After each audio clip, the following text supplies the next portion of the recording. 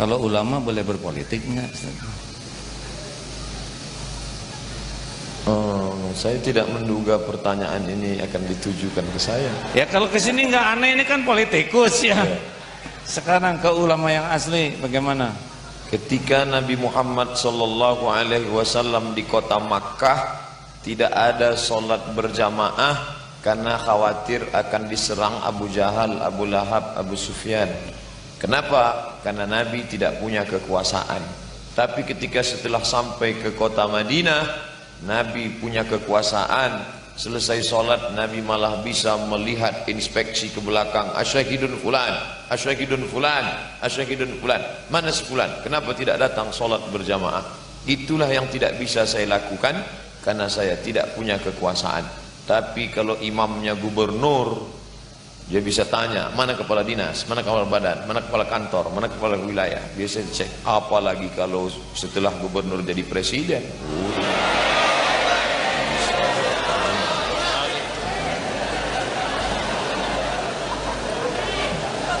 Saya sebagai moderator harus netral, hadirin, hanya mengalih-alihkan pertanyaan yang mengarah ya. Begitulah hebatnya kekuasaan Ya, Ustaz. ini saya cerita. Beliau sudah jadi, tapi kemarin saya baru digosipin saja. Tidak gampang ternyata, Ustaz. Agim calon gubernur Jawa Barat. Rapat. Para relawan ngumpul. Tuh seperti yang itu tuh. Apa? UAS, tim. Sahabat UAS. Sahabat UAS. Tuh ada tuh. Rapat. Mual, Pak. Mual. Ya. Rapat sampai jam 12 malam. Relawan.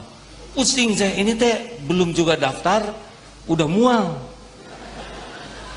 Yang kedua yang paling berat buat saya, Pak, sesudah rapat-rapat terus, saya harus menjalin silaturahim, saya harus ceramah ke sana sini demi supaya orang tahu saya, supaya orang milih saya. Cilaka, saya nggak ada pahalanya ya. Wah, gawat nih, saya nggak sanggup hidup begini. Yang ketiga, suka ngobrolin orang lain. Ya, kandidat itu begini, ini kan saya bisa gibah. Taluk aja, ampun, nggak kuat saya sih. Pasti bukan makom saya. Ada makom orang yang lebih tangguh, yang bisa menjalani ini tanpa kotor hati. Itu pasti seorang ulama. Gitu. Udahlah hadirin, ngerti aja, nggak usah tepuk tangan. Ya. Baik, pertanyaan selanjutnya lebih berat. Siap menanggungnya? Ustadz, ekonomi umat. Kenapa ngoyondon begini? Kenapa ngoyondon itu bahasa Sunda ya, jadi berat gitu kalau mau jalan seperti anak kecil yang apa Morot. Udah enggak, ganti bahasanya. Kenapa ekonomi umat menurut analisa Ustadz sebagai seorang ulama kok tertinggal? Kita lebih bangga beli ke orang lain daripada ke produk umat sendiri. Kalau ke mall nggak berani nawar, ke tukang sayur sampai stroke tukang sayurnya, ditawar habis-habisan. Kenapa kira-kira Ustaz? Menurut saya Ustaz, pertama orang Islam sudah dicuci otaknya, memahami bahwa Islam hanya untuk mati. Jadi ekonomi harus ditinggalkan, hanya akan melalaikan dari Allah. Ini siapa punya kerja, wallahu a'lam bishawab. Tapi yang jelas banyak umat Islam yang sebelum hijrah sibuk bisnis, setelah hijrah meninggalkan bisnis. Sebelum hijrah sibuk politik, setelah hijrah meninggalkan politik. Dia katakan, ini zaman jahiliyah saya, sekarang saya sudah Islami. Ini lebih bahaya karena sebelumnya dia menekuni dunia ini semua, sekarang dia sudah meninggalkan dunia padahal dia belum mati meninggal dunia.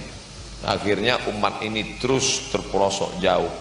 Lalu kemudian umat Islam tidak memiliki rasa empati yang dikatakan Nabi, la yu'minu ahadukum, kamu tidak beriman hatta yuhibba li akhih, sampai kau sayang kepada saudaramu ma yuhibbu li nafsih. Ketika engkau membeli Sesungguhnya engkau sedang menolong saudaramu, tukang jual ikan, tukang jual sayur. Engkau bukan menghidupi pengusaha besar untuk liburan ke Hawaii, tapi engkau sedang memberikan dia makanan supaya anaknya bisa sekolah daripada dia mengemis. Alhamdulillah, ketika ekonomi umat ini sedang down, perhatian umat tidak konsen ke ekonomi, dihadirkan Allah tokoh-tokoh muda, diantaranya Ustadz Ipo Santosa yang ada bersama kita. Bukunya luar biasa, Pengusaha Muda Muslim. Saya hanya tahu beberapa dalil-dalil yang sangat minim, tapi yang mempraktekkannya langsung. Diantaranya juga Al-Mukarram Ustadz Abdullah Gimnastiar, tidak hanya di bidang dakwah tapi juga bisnis. Maka siapa saja bisa menggali pengetahuan itu. Kalau ini kita kembangkan, insya Allah umat ini akan bangkit. Kalau sudah ekonomi umat bangkit, insya Allah money politik bisa dihindarkan, politisi busuk tidak akan bangkit, dan ke depan muncullah pemimpin muslim yang dipilih oleh seorang muslim yang independen, insya Allah. Jadi gimana sekarang, harus belanja ke siapa nih? Saya ketika ngajak sholat tarawih, orang tidak marah. Ketika viral video tentang marilah kita sholat berjamaah, orang tidak marah. Tapi ketika keluar video pendek, mari belanja ke warung muslim, disitulah baru keluar tuduhan, ini anti kebinekaan, ini radikal, ini anti minoritas, ini orang tidak layak hidup di NKRI. Kenapa? Ada yang ekonominya terusik. Tapi saya tidak peduli, saya tetap deklarasikan, belanja ke warung muslim, hidupi usaha-usaha muslim. Yang punya tanah, buatlah Kita Mart, 212 Mart. Bagi yang mau buat nama lain bisa Somat, Somat, TGB Mart, insyaallah. Saya berharap ceramah ini tidak hanya didengar, tapi diaplikasikan. Ya. Kepada yang tidak beragama Islam juga tidak usah terusik dan tetap kebagian. Ya. Kita belanja ke toko ini, dia tokonya belinya ke sana. Ya. Benar kan? Benar, memang begitu. Jadi tidak usah merasa terusik, karena kalau ketimpangan ini semakin besar, sebetulnya membahayakan mereka sendiri.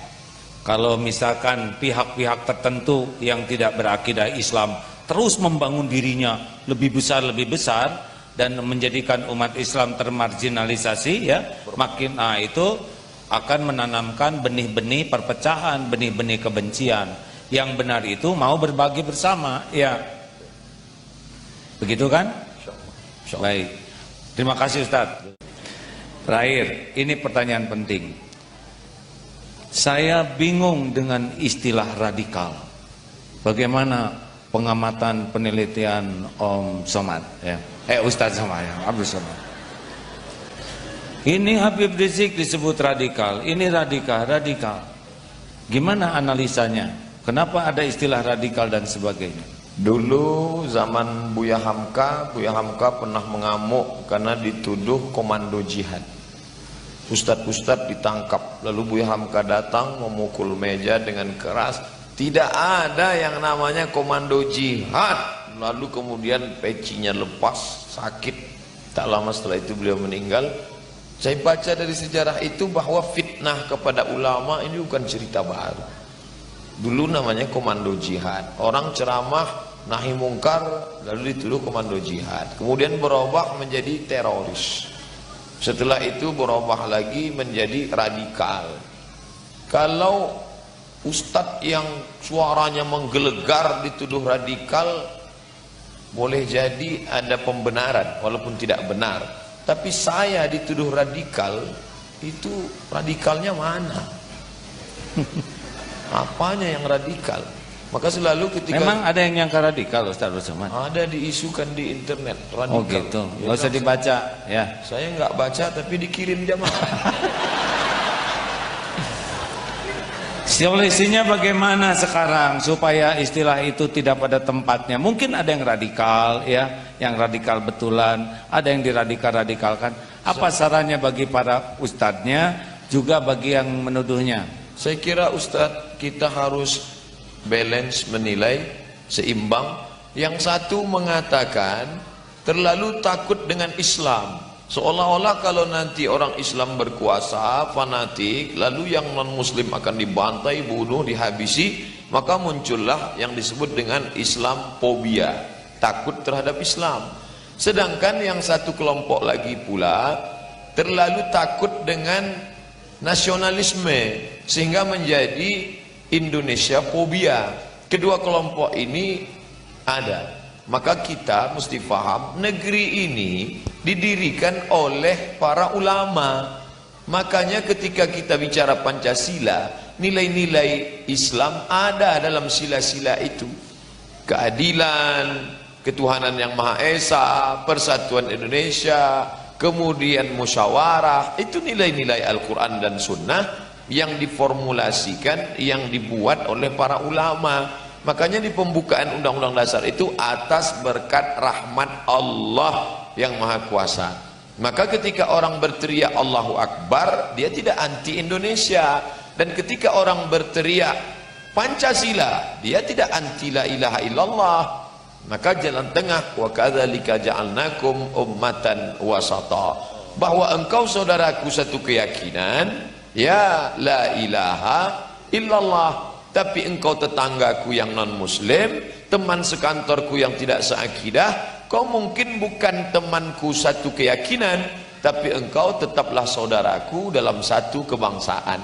Islam mengajarkan ukhuwah Islamiyah, tapi ada juga ukhuwah wataniyah, persaudaraan satu negeri. Ada juga ukhuwah insaniyah, sama-sama manusia. Dan ketika Nabi Muhammad SAW mengajarkan, satarijuna rijalan fis sawami, nanti kalian akan menemukan para pendeta di gereja, la ta'ridu lahum, jangan ganggu pendeta, la taqtulu sabiyan murdi'a, jangan bunuh anak kecil yang masih menyusui, wala syaikhan faniya, jangan bunuh orang tua renta, la taqtulunna syajaratan, jangan potong pokok kayu, wala ta'qiranna nakhlan, jangan cabut pohon korma, wala tahdimu buyutan, jangan hancurkan rumah.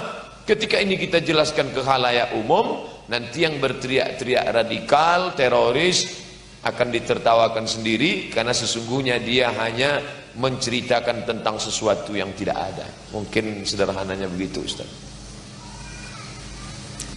Ini teh ngerti enggak hadirin? Jadi jangan kepancing, tapi semua pihak juga harus evaluasi, ya. Kita nuntut kamu jangan menuduh radikal, mungkin cara menjelaskan kitanya yang membuat orang yang berpihak jadi curiga.